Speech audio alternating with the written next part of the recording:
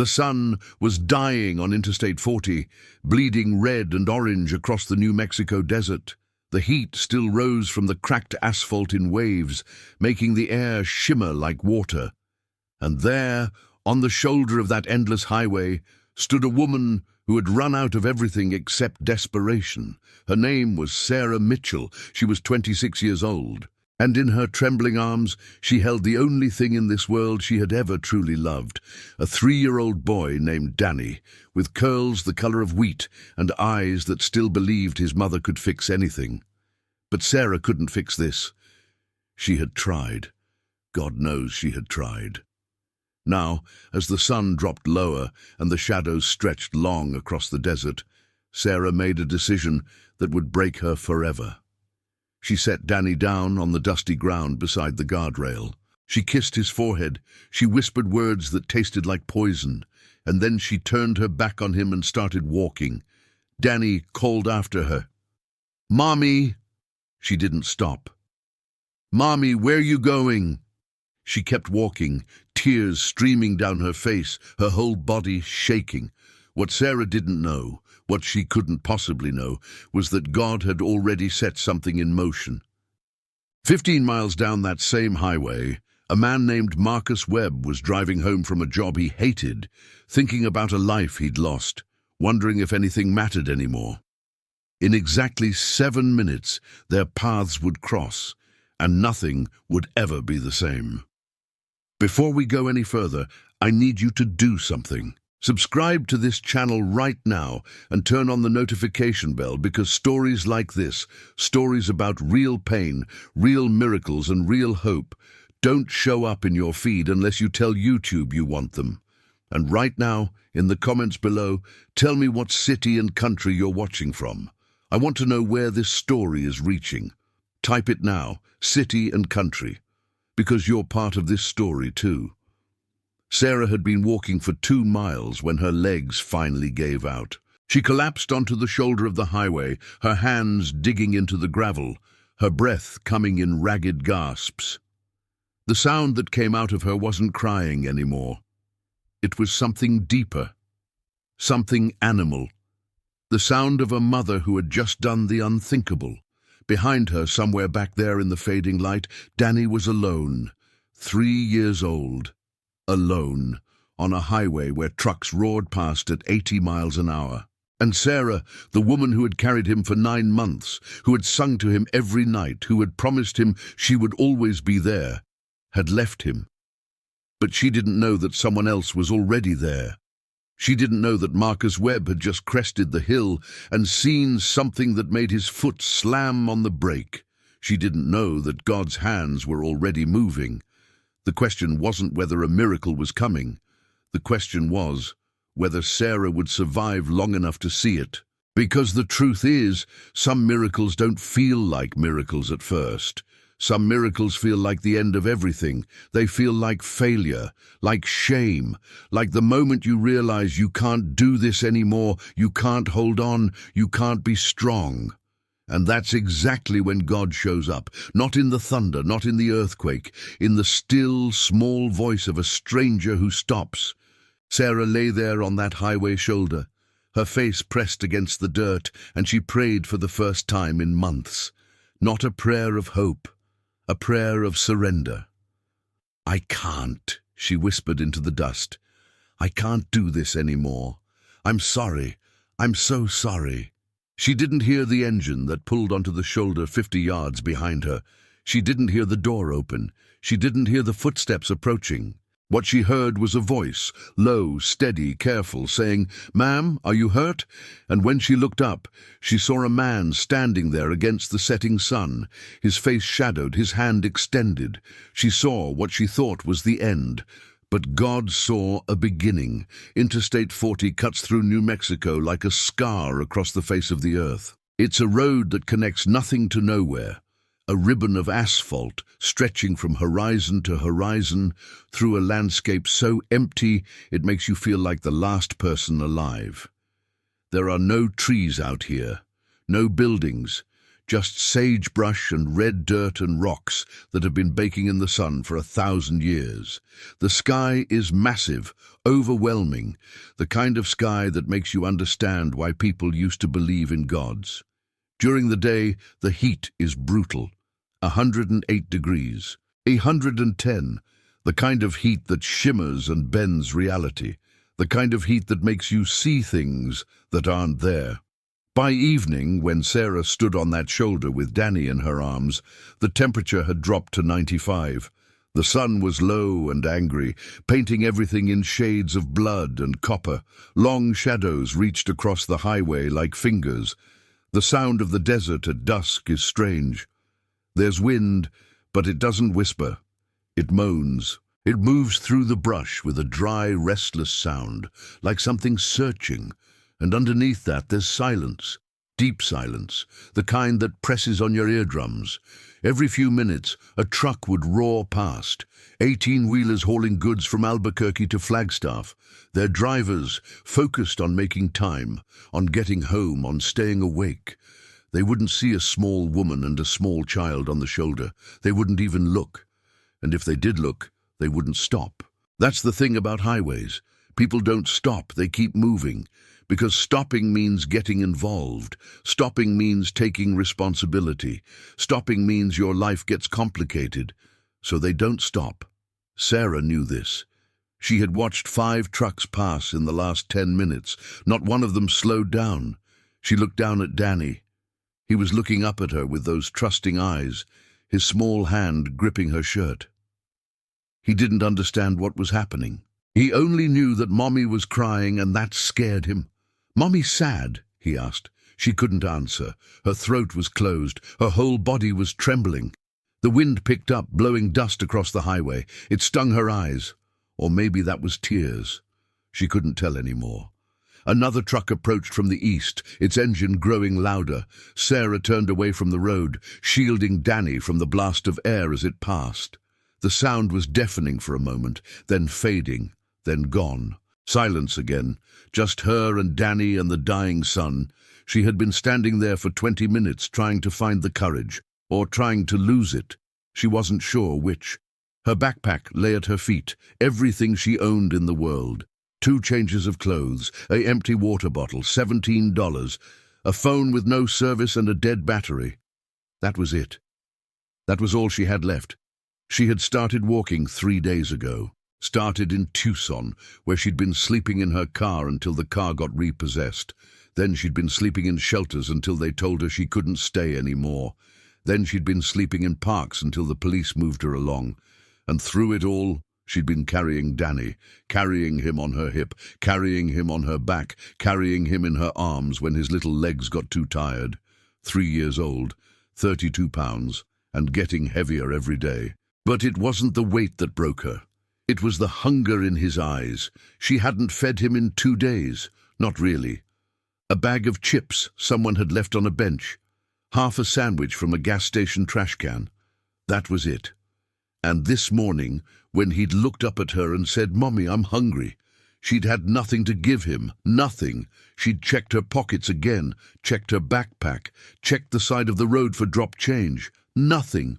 And that's when something inside her finally snapped. She couldn't do this. She couldn't watch him starve. She couldn't watch him suffer because of her failures, her mistakes, her completely ruined life. He deserved better. He deserved a mother who could feed him.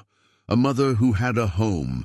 A mother who wasn't broken. And since Sarah wasn't that mother, since she couldn't be that mother, maybe the best thing she could do was leave him where someone good would find him.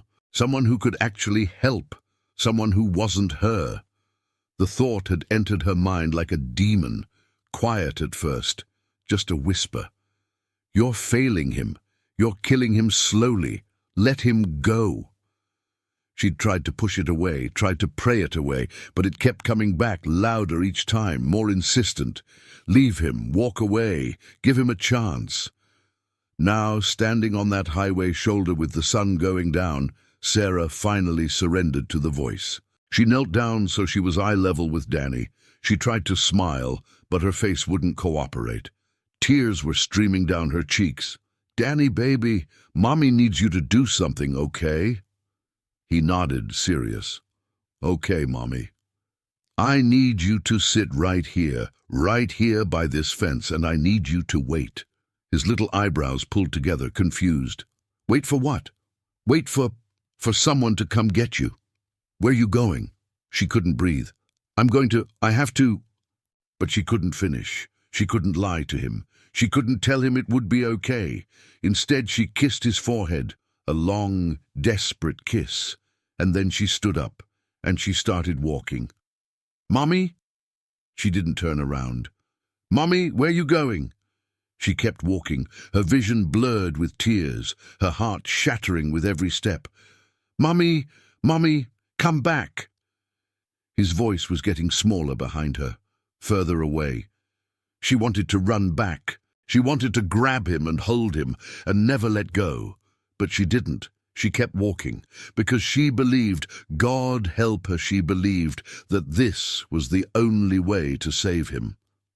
What she didn't know was that Danny wouldn't wait long alone. What she didn't know was that exactly 3 minutes after she walked away, a Ford F-150 would pull onto the shoulder.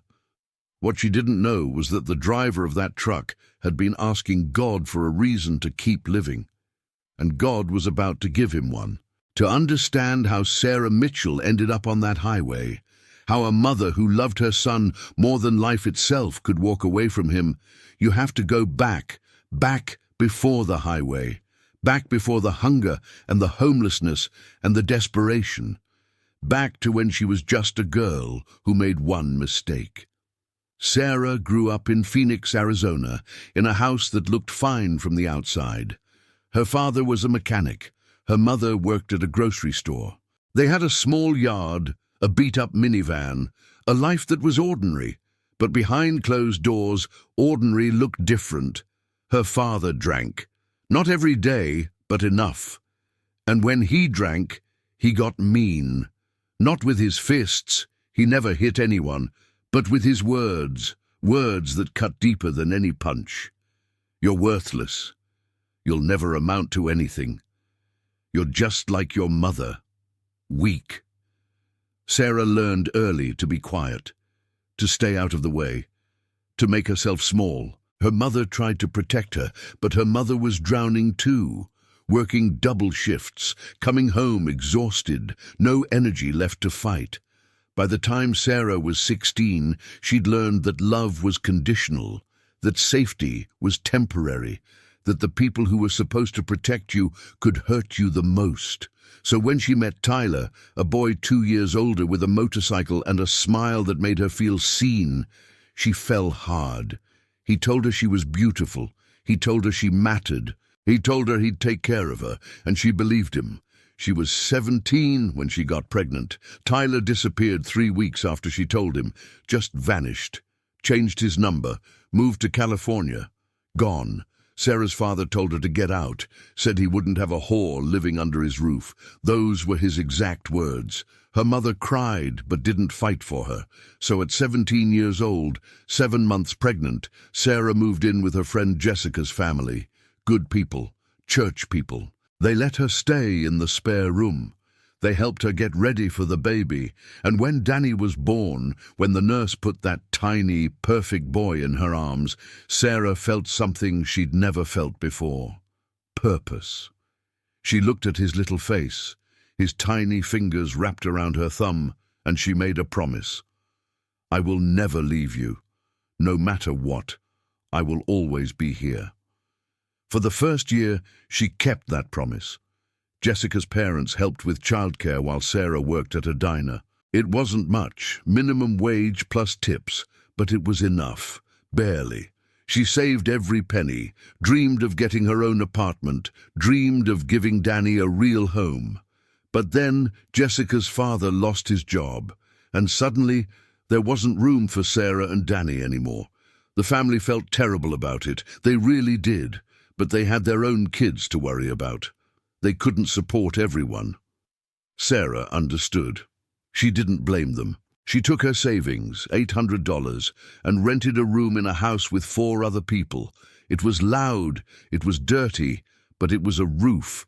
She kept working at the diner, kept trying, but minimum wage doesn't stretch far when you're paying for rent, diapers, formula, childcare. She was always behind, always scrambling, always one emergency away from disaster. The emergency came when Danny got sick, ear infection. Nothing serious, but the doctor visit and the antibiotics cost $200. She didn't have $200. She asked her boss for an advance on her paycheck. He said no. She asked her roommates for a loan. They said no. She even called her mother begging. Her mother said she couldn't help, so Sarah did what she had to do. She skipped paying rent. She'd make it up next month. She'd work extra shifts. It would be fine. Except it wasn't fine. The landlord gave her 3 days to pay or get out. She worked every shift she could, but it wasn't enough. On the 4th day, she came home to find her belongings on the curb, and the locks changed. That's how she ended up living in her car. For 3 months, she and Danny lived in a 2003 Honda Civic. She parked behind the diner where she worked, used the restaurant bathroom to wash Danny and change his diapers, bought food with her employee discount. It was terrible, but at least it was something. At least she still had the car. Then she got rear-ended in a parking lot. The other driver didn't have insurance, neither did Sarah. The car was totaled, undrivable. And because she'd been behind on payments, the bank repossessed it. Now she didn't even have the car. She took Danny to a homeless shelter. The first night, a man tried to steal her backpack while she slept. The second night, someone threatened her in the bathroom. On the third night, she couldn't sleep at all. Just sat there, holding Danny, listening to the sounds of people coughing, crying, yelling. The shelter had a 2-week limit. After that, she had to leave. She tried other shelters, but they were full, always full. She applied for assistance, food stamps, housing vouchers, emergency aid. Everything required paperwork, appointments, waiting periods. She didn't have time to wait. Danny was getting thinner. His eyes were getting hollow, and Sarah was breaking. She prayed. Every night she prayed. "Dear God, please, please help us. I'm trying so hard. Just show me what to do." But the sky stayed silent. The help didn't come. And every day, Danny's little voice asking, "Mommy, when we gonna have a house?" broke her a little more. She started walking, not toward anywhere, just away, away from Phoenix, away from the memories, away from the failure.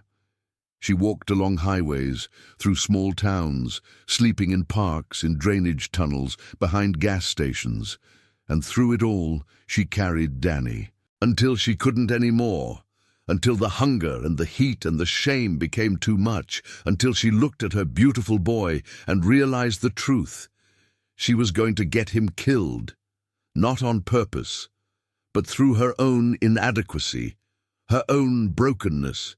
He would die of hunger or exposure or something worse, and it would be her fault. So she made a decision. She would leave him somewhere visible. Somewhere someone good would find him, someone who could actually help. And then she would walk away. It was the hardest decision she'd ever made, but she convinced herself it was the right one. Because sometimes love means letting go. Sometimes love means knowing when you're not enough. At least, that's what she told herself as she stood on that highway with the sun going down and her son looking up at her with those trusting eyes. That's what she told herself as she kissed his forehead one last time. That's what she told herself as she turned her back and started walking. But the voice in her head, the one that sounded like condemnation, was lying. Because God wasn't finished with Sarah Mitchell, not even close. And 15 miles down that highway, a man named Marcus Webb was about to become the answer to a prayer Sarah didn't even know she'd prayed.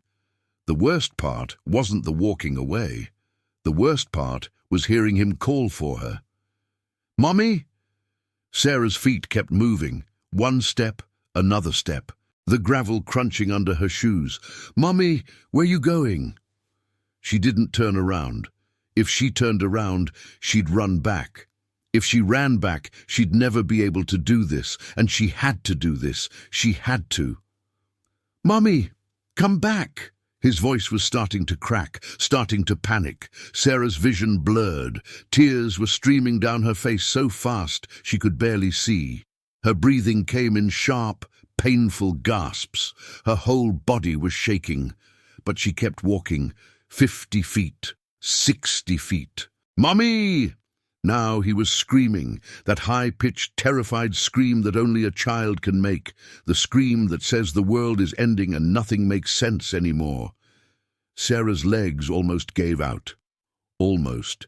She wanted to collapse. She wanted to die right there on the side of the highway, but she kept walking, 70 feet, 80 feet. Behind her, Danny's screaming dissolved into crying. Deep, gasping sobs that tore through the desert air like knives. And then, God help her, the crying started to fade, not because he stopped, because she was too far away to hear it clearly anymore. Sarah made it 100 feet before her body betrayed her. Her knees buckled. She stumbled sideways, catching herself against the guardrail. She stood there, gripping the metal, her head hanging down, her shoulders heaving with silent sobs. What had she just done? What had she done? She'd left him, left her baby, alone, on a highway, where anyone or no one could find him. The magnitude of it hit her all at once, not the rightness of it, not the mercy of it, the horror. She had just abandoned her 3-year-old son. If something happened to him, if he wandered into traffic, if someone bad stopped, if he got scared and ran and got lost in the desert, it would be her fault, all her fault. Sarah doubled over, a sound ripping from her throat that didn't sound human. "God!" she choked out. "God, what did I do? What did I do?" But God didn't answer. The desert was silent, except for the wind and the distant sound of Danny's crying. Sarah straightened up, wiping her face with her hands. She looked back. She could still see him. A tiny figure sitting on the ground by the guardrail where she'd left him, his little shoulders shaking. Every instinct in her body screamed at her to go back. But she didn't. She turned away and started walking again, faster this time. Like if she moved fast enough, she could outrun the guilt. She couldn't. It followed her with every step. It wrapped around her chest like barbed wire, tightening with every breath. She'd been walking for maybe 3 minutes when she heard it. An engine, coming from behind her. Sarah's heart stopped. This was it. Someone was going to find Danny. Someone was going to stop. And they would take him somewhere safe. Somewhere better than with her. She forced herself to keep walking, forced herself not to look back. The engine got closer, louder, then it slowed. Sarah's breath caught in her throat. Don't look back. Don't look back. The engine idled for a moment, then shut off. A door opened. Footsteps on gravel. Sarah's legs were trembling so badly she could barely walk. Someone had stopped. Someone had found him. Thank God. Thank God. Thank... "Mom?" Sarah froze. The voice was coming from behind her, not far behind, maybe 50 feet. A man's voice, deep, careful. "Mom, are you okay?" She didn't turn around. "Mom, there's a little boy back there. Is he with you?" Sarah's lungs stopped working. She stood there, paralyzed, her back to the voice. She wanted to run. She wanted to disappear. She wanted to die. "Mom, I need to know if that boy is yours." The voice was closer now. The man was walking toward her. Sarah's knees gave out completely. She collapsed onto the shoulder of the highway, her hands digging into the gravel. She heard the man break into a run. "Ma'am, are you hurt?" He reached her, kneeling down beside her. Sarah couldn't look at him, couldn't speak, couldn't breathe. "Ma'am, can you hear me? Are you injured?" She shook her head. "Is that your son back there?" She nodded. A long pause, then very quietly, "What's going on?" Sarah finally looked up. The man was older, maybe 45, weathered face, kind eyes. He was wearing work boots and a faded blue shirt with a name tag that said Marcus. He looked concerned, not angry, not jugging, just concerned, and that somehow made it worse. Sarah opened her mouth to speak, but nothing came out except a broken sob. Marcus stayed kneeling beside her, patient, waiting. Finally, Sarah managed to choke out 3 words. "I can't do this." Marcus nodded slowly. "Can't do what?" "This. Any of this. I can't. I don't have. There's nothing left." "Okay," Marcus said gently. "Okay. Let's start with this. Are you and your son in danger right now? Is someone after you?" She shook her head. "Are you hurt? Either of you?" "No." "Okay. That's good. That's a start." He paused. "What's your name?" "Sarah." "Sarah, my name's Marcus, and I'm going to help you, okay? But first, I need to go check on your son. Make sure he's safe. Is that okay?" Sarah nodded, shame burning through her like acid. Marcus stood up. "I'll be right back. Don't go anywhere." She almost laughed at that. Where would she go? She watched as Marcus walked back toward Danny, watched as he knelt down beside the little boy, watched as Danny, terrified and confused, shrank away from him. Marcus didn't rush. He stayed low, non-threatening. After a moment, Danny let him come closer. Marcus said something Sarah couldn't hear. Then he picked Danny up, carefully, gently, and carried him back towards Sarah. When Danny saw her, he started crying again. "Mommy!" Marcus set him down, and Danny ran to Sarah, throwing his arms around her neck. "Mommy, you came back! I thought you leaved!"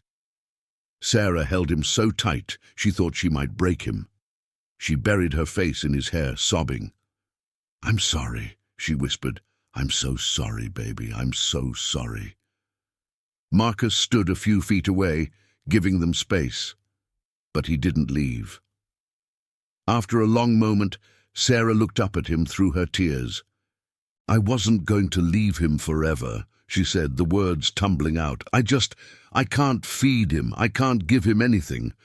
We've been walking for days and I don't know where we're going, and I thought maybe if I left him here, someone good would find him, someone who could actually help." Marcus was quiet for a moment. Then he said, "Someone did find him." Sarah blinked.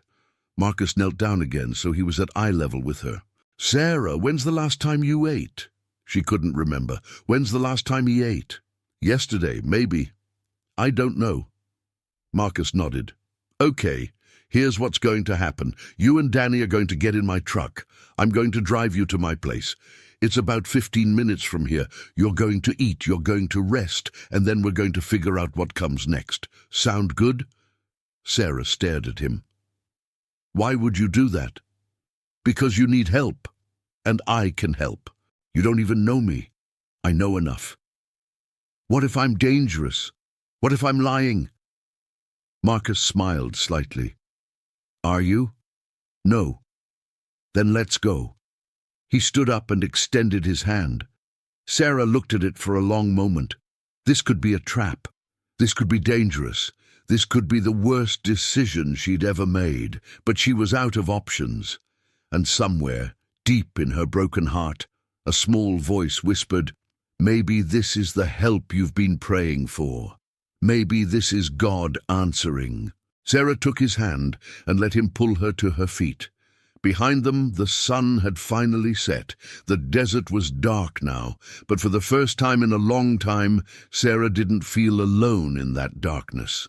Marcus Webb had been thinking about dying when he saw the boy, not actively planning it, not with a gun to his head or pills in his hand, just thinking about it, the way you think about anything when you're driving alone on an empty highway with too much time to remember. He'd been thinking that maybe the world would be better off without him, that maybe he'd done all the good he was capable of, that maybe it was time to stop pretending tomorrow would be different from today. He'd lost his wife 4 years ago. Cancer, the kind that moves fast. One day she was fine, complaining about a cough. 6 months later, she was gone.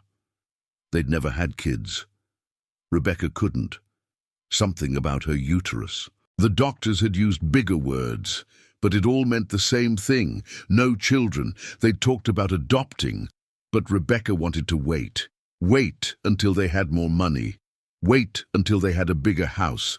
Wait until the timing was right. Then she got sick, and the waiting was over. After she died, Marcus tried to keep going, kept working his job as a construction supervisor, kept paying the bills, kept breathing, but he wasn't living. He was just existing, going through the motions. Every morning he woke up in an empty house. Every night he came home to silence. The days bled together into a grey fog of meaninglessness. He'd stopped going to church, couldn't stand the pitying looks, the well-meaning people who said things like, "She's in a better place now," and "God has a plan." If God had a plan, Marcus wanted no part of it.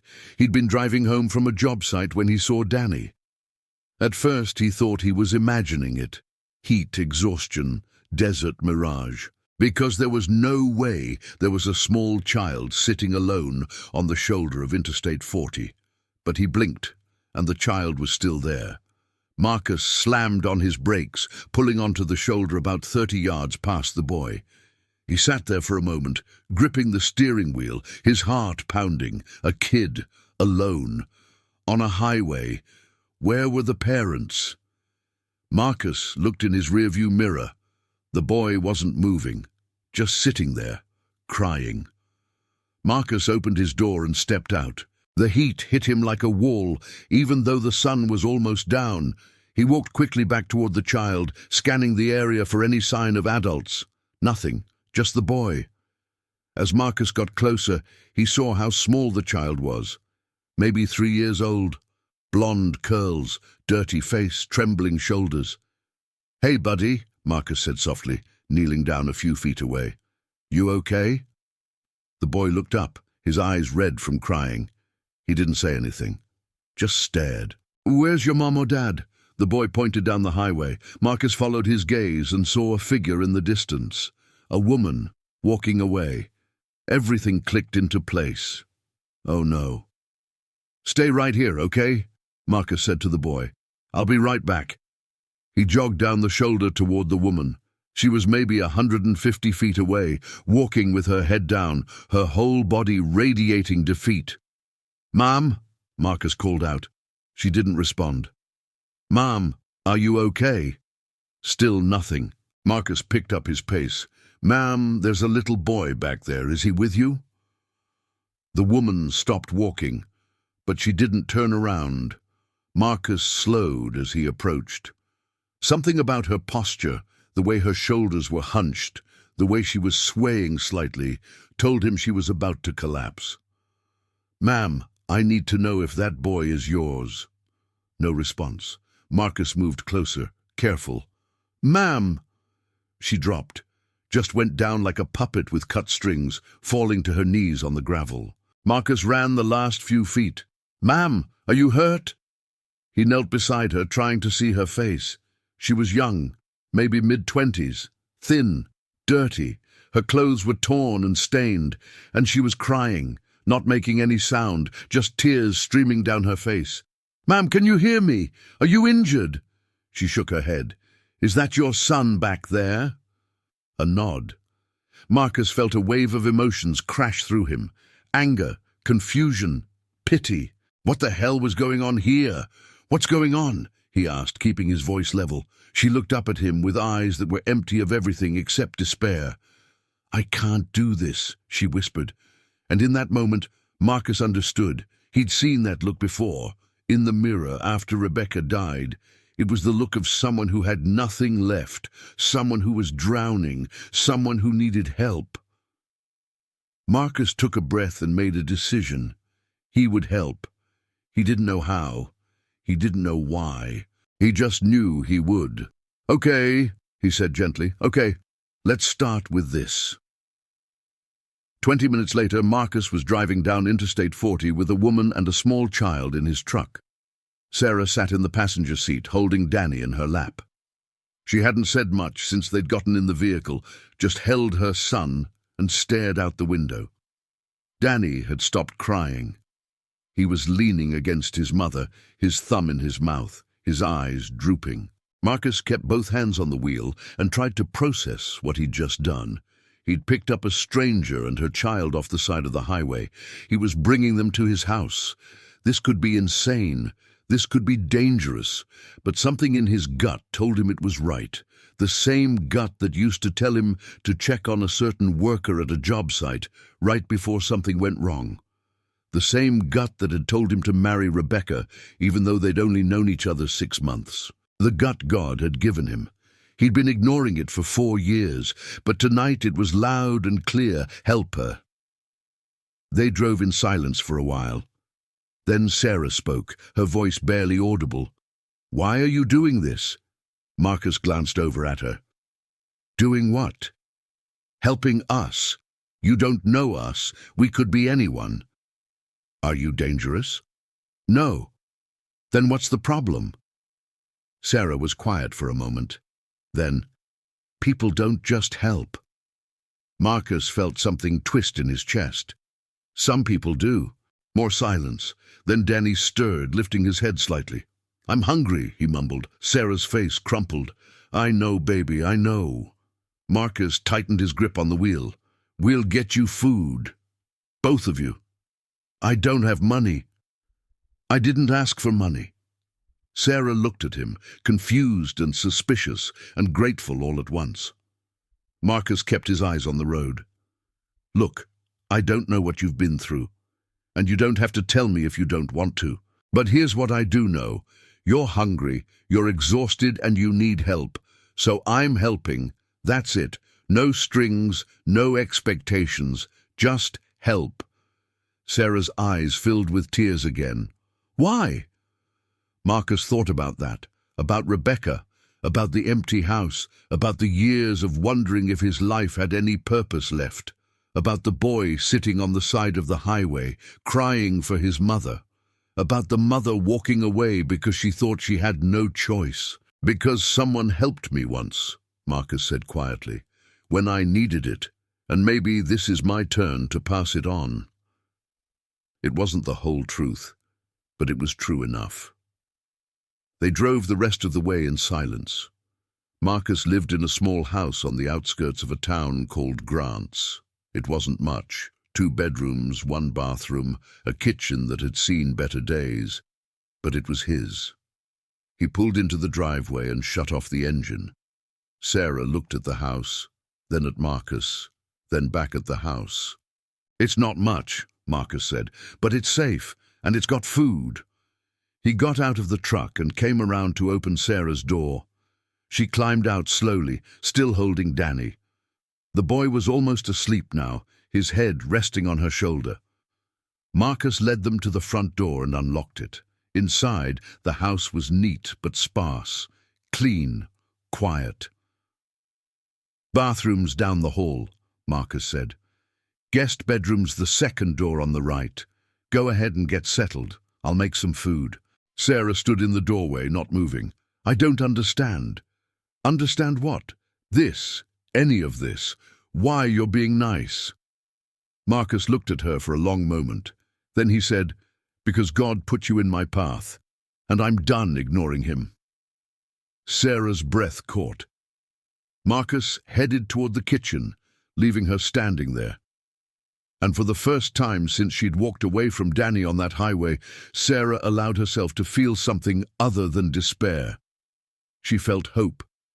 Small, fragile, terrifying, but hope nonetheless. The first meal Sarah and Danny ate at Marcus's house was scrambled eggs, toast and orange juice. Simple, hot, real. Danny ate like he'd never seen food before, shoveling eggs into his mouth with both hands, barely stopping to breathe.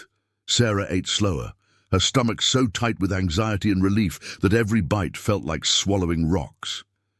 But she forced herself to eat, forced herself to accept this small miracle. Marcus sat across from them, drinking coffee, not saying much, just watching to make sure they ate. When Danny finished, he looked up at Marcus with those big, trusting eyes and said, "Thank you, mister." Something in Marcus's face softened. "You're welcome, buddy."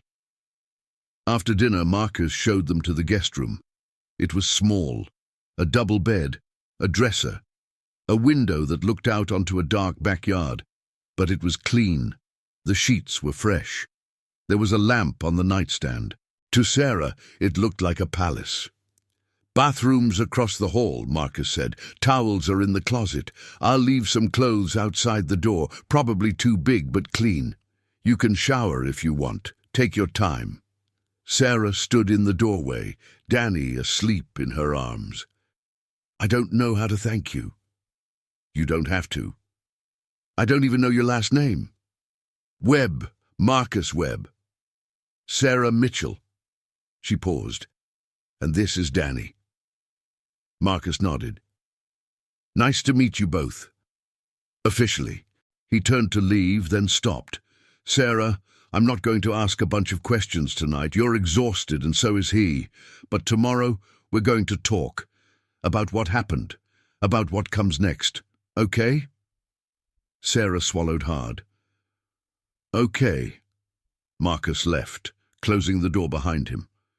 Sarah stood there for a long moment, just breathing, just trying to believe this was real. Then she laid Danny on the bed, pulled off his dirty shoes, and covered him with the blanket. He didn't even stir. Sarah went to the bathroom, turned on the shower, let it run hot. When she stepped under the water, she finally let herself cry, not the desperate, broken sobs from the highway, something different, relief, shame, gratitude, confusion, all of it mixed together, washing down the drain with the dirt and the sweat and the fear. She scrubbed herself until her skin was red, washed her hair 3 times, tried to wash away the memory of what she'd almost done. When she got out, there was a pile of clothes outside the door. Sweatpants, a t-shirt, both way too big, but clean. She put them on and went back to the bedroom. Danny was still asleep, curled on his side, his thumb in his mouth. Sarah lay down beside him, pulling him close. For the first time in months, she felt safe. But as she drifted off to sleep, a small voice in the back of her mind whispered, "This won't last. Nothing good ever does." The first night was peaceful. The second night, Danny woke up screaming. Sarah bolted upright, her heart pounding. Danny was thrashing in the bed, his eyes open but unseeing, lost in some nightmare she couldn't reach. "Danny, baby, it's okay, Mommy's here." She tried to hold him, but he fought her, screaming, "No, no, don't leave me!" The door burst open. Marcus stood there in pajama pants and a t-shirt, his hair disheveled. "What's wrong?" "He's having a nightmare," Sarah said, her voice shaking. "He gets them sometimes, but this one..." Danny's screams turned to sobs. "Mommy left me! Mommy left!" Sarah's heart shattered. She pulled him into her arms, rocking him. "I'm here, baby, I'm right here, I'm not going anywhere." But Danny couldn't hear her. He was trapped in the memory of sitting on that highway alone, watching his mother walk away. Marcus stepped closer. "Can I help?" Sarah didn't know what to say. She just kept rocking Danny, whispering apologies he couldn't hear. Marcus moved to the other side of the bed. Slowly, carefully, he reached out and put a hand on Danny's back. "Hey, buddy," he said softly. "You're safe. You're okay. Your mom's right here." Danny's sobs started to slow. Just a little. Marcus kept talking, his voice low and steady. "I know you're scared, but you're not alone anymore. You're here. You're safe. And your mom's not going anywhere." Gradually, Danny's breathing evened out. His body relaxed. Sarah looked at Marcus over Danny's head, tears streaming down her face. "I did this to him. He'll be okay." "How do you know?" "Because he's got you, and you're not giving up on him." Sarah wanted to believe that, but all she could hear was Danny's voice in her head. "Mommy left me." It took another 20 minutes for Danny to fully calm down. When he finally fell back asleep, Sarah laid him gently on the bed. Marcus stood up. "You need anything?" Sarah shook her head, unable to speak. "Okay, I'm right across the hall if you do." He left, closing the door softly behind him. Sarah lay down next to Danny, staring at the ceiling. She'd thought coming here would fix things. But you can't outrun trauma. You can't erase what you've done. And even in a safe house with a kind stranger, the ghosts follow you. The days started to blur together. Mornings, Marcus made breakfast, simple things, oatmeal, pancakes, cereal. Afternoons, Sarah tried to help around the house, cleaning, doing dishes, anything to feel useful. Evenings, Marcus came home from work. They ate dinner together, watched TV. It felt almost normal, but underneath the surface, Sarah was waiting for the other shoe to drop, waiting for Marcus to ask her to leave, waiting for someone to knock on the door and take Danny away, waiting for this fragile peace to shatter. On the 5th day, Marcus sat her down at the kitchen table. "We need to talk," he said. Sarah's stomach dropped. "Okay, you can't stay here forever." There it was. "I know," Sarah said quietly, "but you can stay until we figure out a plan. A real plan. For you and Danny." Sarah looked up, confused. "What?" Marcus leaned forward, his hands clasped on the table. "Look, I'm not going to pretend I understand everything that happened, and I'm not going to judge you for it. But running away from your problems doesn't work. I know. I've tried." Sarah's eyes filled with tears. "I wasn't running. I was trying to save him. By leaving him on a highway." The words hit like a slap. Sarah looked down at her hands. "I thought someone good would find him. Someone better than me. And someone did." She looked up. Marcus held her gaze. "But it wasn't supposed to be a handoff. It was supposed to be help. So that's what this is. Help. Not a replacement. Not a rescue from you. Help for you." Sarah didn't know what to say. Marcus continued. "Here's what I'm thinking. You need a job. You need childcare. You need stability. Those things don't happen overnight, but they can happen if you're willing to work for them." "I am. I'll do anything." "Good. Then here's the deal. You can stay here while you get on your feet. I'll help you find work. Find childcare for Danny, get you set up, but you have to promise me something." "What?" "No more running. No more giving up. You fight. For him. For yourself. Deal?" Sarah's throat was so tight she could barely breathe. "Why would you do this? Why would you help me this much?" Marcus was quiet for a moment. When he spoke, his voice was thick with emotion. "Because I've spent 4 years asking God why he took my wife. Why he left me here alone. What the point of any of it was." He paused. "And then I found you and Danny on that highway, and I think maybe this is why." Sarah felt something break open inside her chest. Not break apart. Break open, like light pouring into a dark room. "Okay," she whispered, "deal." But even as she said it, the fear remained, because trusting good things felt dangerous, and Sarah had learned the hard way that good things don't last. 2 weeks into living at Marcus's house, the knock came. Sarah was washing dishes when she heard it. 3 sharp raps on the front door. Her blood went cold. Marcus was at work. Danny was napping. Sarah wiped her hands on a towel and walked slowly to the door. Through the window, she saw a woman in a business suit holding a clipboard. Child Protective Services. Sarah's legs almost gave out. This was it. Someone had reported her. Someone had found out what she'd done. They were here to take Danny. The knock came again, louder. Sarah's hands shook as she opened the door. The woman smiled professionally. "Hi, I'm Linda Torres with CPS. I'm looking for a Sarah Mitchell." Sarah couldn't speak, could only nod. "May I come in?" Sarah stepped aside, her mind racing. Should she run? Should she lie? Should she... "Ms. Mitchell, relax," Linda said gently. "You're not in trouble. I just need to ask you a few questions." "About what?"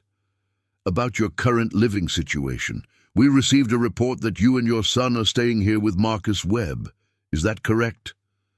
Sarah's heart was pounding so hard, She thought it might explode. Yes. And how long have you been here? 2 weeks. Linda made a note on her clipboard. And what is your relationship to Mr. Webb? He helped us. We were stranded, and he brought us here. Uh-huh. And are you paying rent? No. He said we could stay while I got on my feet.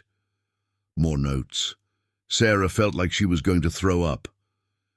Ms. Mitchell, I need to ask you something directly, and I need you to be honest with me. Are you or your son in any danger here? No. Has Mr. Webb done anything to make you uncomfortable? No. He's been nothing but kind. Linda studied her for a moment, then she put down her clipboard. Okay, here's the situation.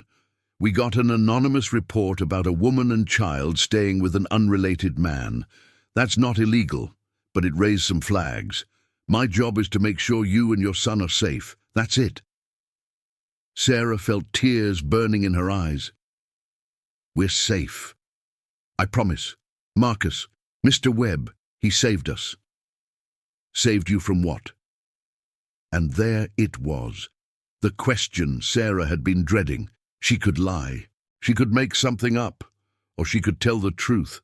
Sarah took a shaky breath. From me? Linda's expression didn't change. What do you mean?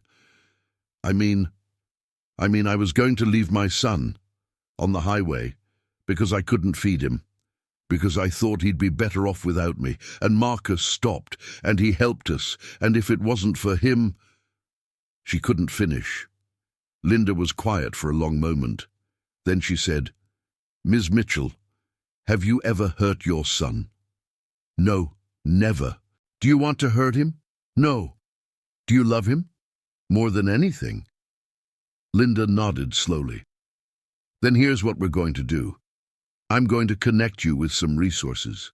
Food assistance, job placement programs, counseling, things that will help you build a stable life for yourself and Danny. And I'm going to come back in a month to check on you, but I'm not taking him. Not today. Understand? Sarah's legs gave out. She sank into a chair, sobbing with relief. Linda knelt down beside her. You're not a bad mother, Sarah. You're a mother who was drowning, and now you're getting help. That's what good mothers do. When Marcus came home that evening, Sarah told him everything. He listened without interrupting. When she finished, he said, It's going to be okay. How do you know? Because you're fighting now, and that's half the battle. Sarah wanted to believe him, but the fear still whispered in her ear. What if it's not enough? What if I'm not enough? What if I fail again? 3 months into living with Marcus, Sarah finally told him the whole truth. They were sitting on the back porch. Danny was asleep inside. The night was cool and clear, the stars bright overhead. Marcus had just finished telling her a story about Rebecca, about how they'd met, about the life they'd planned. And Sarah, feeling the weight of her own secrets pressing down on her, decided it was time. Can I tell you something? She asked. Of course. Sarah took a deep breath. That day on the highway, when you found us, I wasn't just trying to get Danny help. I was trying to get rid of him. Marcus didn't say anything, just waited. Sarah continued, her voice shaking. I convinced myself I was doing the right thing, that he'd be better off without me. But the truth is, I was giving up. I was so tired, so broken, that I thought maybe if I just walked away, the pain would stop. And did it? No, it got worse. The second I left him, I knew I'd made a mistake. But I couldn't go back. I couldn't face it. And then you showed up. She looked at Marcus, tears streaming down her face. You keep saying God led you to us. But what if he made a mistake? What if I don't deserve this second chance? Marcus was quiet for a long moment. Then he said, Sarah, can I tell you something about Rebecca? Sarah nodded. After she died, I wanted to die too. I didn't see the point of going on. I stopped praying, stopped going to church. Stopped believing that any of it mattered. He paused. About 6 months after the funeral, I was driving home late one night, and I thought about just not turning the wheel, just driving straight, ending it. Sarah's breath caught. I didn't do it, but I thought about it. And you know what I realized? I realized that in that moment I was exactly where you were on that highway, broken, empty, convinced that the pain would never end. What changed? Nothing. Not that night. I went home and I kept living because I was too scared to die. But over time, slowly, I started to realize something. The pain didn't go away, but it got easier to carry because I wasn't carrying it alone anymore. Who was carrying it with you? God. Even when I didn't believe in him, even when I was angry at him, he was there. Sarah wiped her eyes. I don't know if I believe that. You don't have to. Not yet, but I do. And I believe he brought you and Danny into my life for a reason, not to punish you, not to test you, to save you, and maybe to save me too. Sarah looked at him, this kind, broken man who had stopped for a stranger and changed everything. I don't know how to forgive myself, she whispered. You start by accepting that you're forgiven, by God, by Danny, by me, and then you keep going. One day at a time. Sarah nodded slowly, feeling something shift inside her.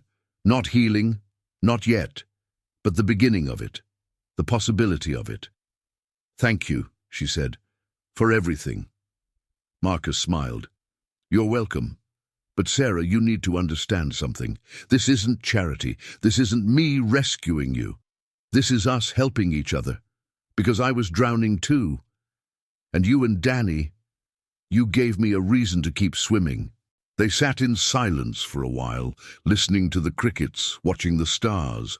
And for the first time since that terrible day on the highway, Sarah allowed herself to believe that maybe, just maybe, she deserved a second chance. The next morning, Sarah woke up early. She got dressed, made coffee, sat at the kitchen table with a notebook. At the top of the page, she wrote, Plan. Then she started writing. Find a job. Save money. Get my own place. Be the mother Danny deserves. She stared at the list for a long time. It felt impossible, overwhelming, but it also felt like something, like a future. When Marcus came into the kitchen, she showed him the list. He read it, nodded. Good. Let's get started. Over the next few months they did. Marcus helped Sarah get a job at a local diner. It wasn't much, minimum wage plus tips, but it was something. He helped her apply for childcare assistance, helped her set up a bank account, helped her build a budget. Slowly, Sarah started to believe that maybe she could do this. Maybe she could build a life. Maybe she wasn't broken beyond repair. Danny started preschool. He made friends. He laughed more. The nightmares became less frequent, and Sarah started to heal, not all at once, not in a straight line. There were bad days, days when the shame and the guilt felt too heavy to carry. Days when she looked at Danny and saw the fear in his eyes on that highway. But there were good days too. Days when Danny hugged her and said, I love you, Mommy. Days when she laughed at something Marcus said. Days when she felt like maybe, just maybe, she was going to be okay. One evening, about 6 months after they'd arrived, Sarah pulled Marcus aside. I need to tell you something, she said. What's wrong? Nothing's wrong. I need to say thank you. Really say it. Because you didn't have to do any of this. You didn't have to help us. But you did. And I don't know how to ever repay you. Marcus smiled. You don't have to repay me, but if you want to do something for me, do this. Pay it forward. When you're on your feet, when you see someone who needs help, stop. Help them. That's how you repay me. Sarah nodded, tears in her eyes. I will. I promise. That night, as Sarah tucked Danny into bed, he looked up at her with those big, trusting eyes. Mommy, are we staying here forever? Sarah hesitated. I don't know, baby. But we're safe. And we're together. That's what matters. I like it here. Me too. Marcus is nice. Yeah, he is. Danny was quiet for a moment, then, Mummy, do you remember that day on the road, when you left? Sarah's heart stopped. I remember, she said softly. I was scared. I know, and I'm sorry. I'm so sorry. Danny reached up and touched her face. It's okay. You came back. Sarah pulled him close, fighting back tears. I'll always come back, baby, always. And this time she meant it, because she wasn't the same woman who had walked away on that highway. She was stronger now, she was healing, and she had learned something that changed everything. You don't have to be perfect to be a good mother. You just have to keep trying. 5 years later. Sarah Mitchell stood in the kitchen of her small apartment, packing Danny's lunch for school. Turkey sandwich, apple slices, granola bar, water bottle. She double-checked that everything was there, then zipped up the lunchbox and set it by the door. Danny, 5 minutes, she called. Okay, Mom, his voice came from the bedroom. Sarah smiled. He didn't call her Mommy anymore. He was 8 now. Too old for baby names, but he still hugged her every morning before school, still told her about his day, still trusted her. She walked to the window and looked out at the parking lot. Her car, a used Honda she'd bought 6 months ago, sat in its usual spot. It wasn't much, but it was hers. The apartment wasn't much either. 2 bedrooms, 1 bathroom, a kitchen the size of a closet. But it was theirs. Sarah had been on her own for 3 years now. She'd saved enough money working at the diner to put down a deposit on this place. She'd worked her way up to assistant manager. She'd built a life. It wasn't perfect. Money was still tight. There were still hard days, but they were making it, and that was enough. Danny came running into the kitchen, his backpack bouncing on his shoulders. Ready? Sarah knelt down and pulled him into a hug. Have a good day, okay? I will. Love you, Mom. Love you too, baby. He rolled his eyes. Mom, I'm not a baby. You'll always be my baby. He grinned and ran for the door. Sarah watched him go, her heart full. 5 years ago, she'd been convinced she was the worst thing that had ever happened to him. Now, she knew the truth. She was human, flawed, broken in places, but she was his mother, and that meant something. After Danny left for school, Sarah got ready for work. As she drove to the diner, she passed the interstate exit for Highway 40. She glanced at it, as she always did. 5 years, and she still remembered every detail of that day. The heat, the dust, the sound of Danny crying, the moment she walked away, the moment Marcus stopped. Sometimes she wondered what would have happened if Marcus hadn't been on that road that day, if he hadn't stopped, if he hadn't helped. She didn't like to think about it, because she knew the answer. Danny would have been taken by CPS, and Sarah probably wouldn't have survived the guilt. But Marcus had stopped, and God, working through a broken, lonely man, had breathed a miracle. Sarah still saw Marcus regularly. He and Danny were close. Marcus came to Danny's school events, took him fishing, taught him how to fix things. He was the closest thing to a father Danny had ever known, and Sarah loved him for it. Not romantically. That had never been what this was about. But she loved him as family, as the person who had saved her life when she couldn't save herself. One Sunday afternoon, Sarah and Danny drove out to Marcus's house for dinner. They did this once a month. Marcus would cook something on the grill. They'd eat outside, talk, laugh. It was tradition now. As they sat around the picnic table in Marcus's backyard, Danny told a story about something funny that had happened at school. Marcus laughed, and Sarah watched him. He looked different than he had 5 years ago. Lighter, happier, like he'd found his purpose again. After dinner, while Danny played in the yard, Marcus and Sarah sat on the porch. "He's gotten so big," Marcus said. "I know. I can't believe he's 8. "You're doing a good job with him," Sarah smiled. "We're doing a good job with him." Marcus looked at her. "You know, when I found you two on that highway, I didn't know what I was doing. I just knew I had to help. And you did.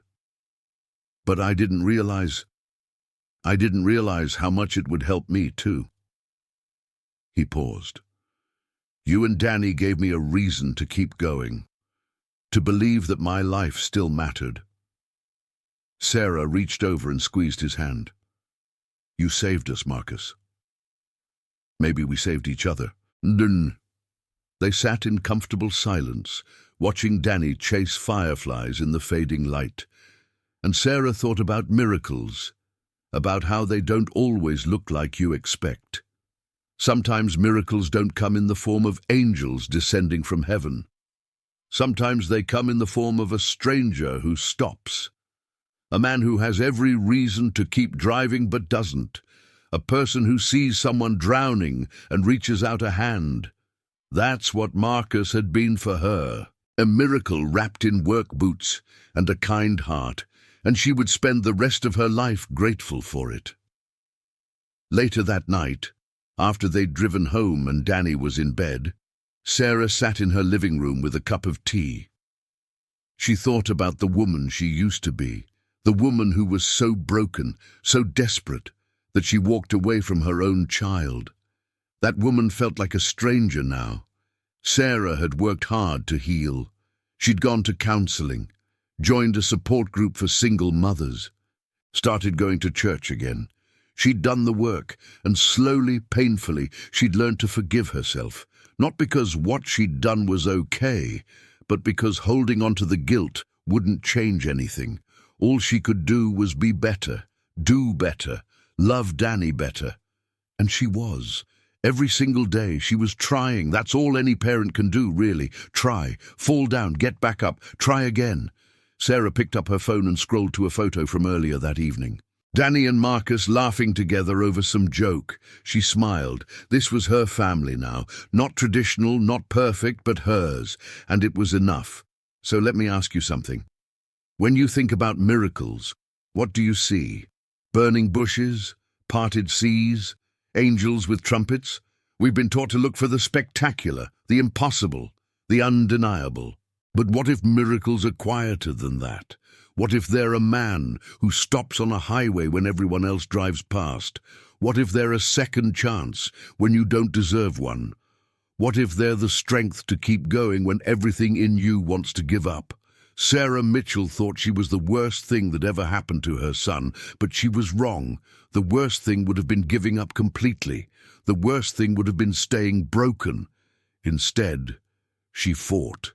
She healed. She became the mother she always wanted to be, and it all started because one man chose to stop. Marcus Webb had been asking God for a reason to keep living, and God answered by putting a desperate woman and a frightened child in his path. He could have driven past. Most people would have, but he didn't, and that choice, that simple, terrifying choice to stop and help, changed 3 lives forever. So here's what I want you to understand. Sometimes a miracle isn't an angel descending from heaven. Sometimes it's a stranger who stops. Sometimes it's a hand extended when you're at your lowest. Sometimes it's the voice that says, "I'll help you," when everyone else has walked away. And sometimes the miracle is you. Because you stopped watching this story, you listened, you cared, and maybe, just maybe, the next time you see someone drowning, you'll stop too. Now I need you to do something for me. In the comments below, tell me what city and country you're watching from. I want to know how far this story has reached, and tell me what part of Sarah's story moved you the most. Was it the moment on the highway, the confession, the healing? Tell me, because your words matter. And if you haven't already, subscribe to this channel and hit that notification bell, because every week I bring you stories like this, stories about real pain, real faith, and real miracles, stories that remind us we're not alone. And if this story touched your heart, there's another one you need to watch. Click the video on your screen right now. It's about a father who thought he'd lost everything until God showed him he was exactly where he needed to be. Watch it next. You won't regret it. God bless you. And remember, when you see someone who needs help, stop. You might just be their miracle.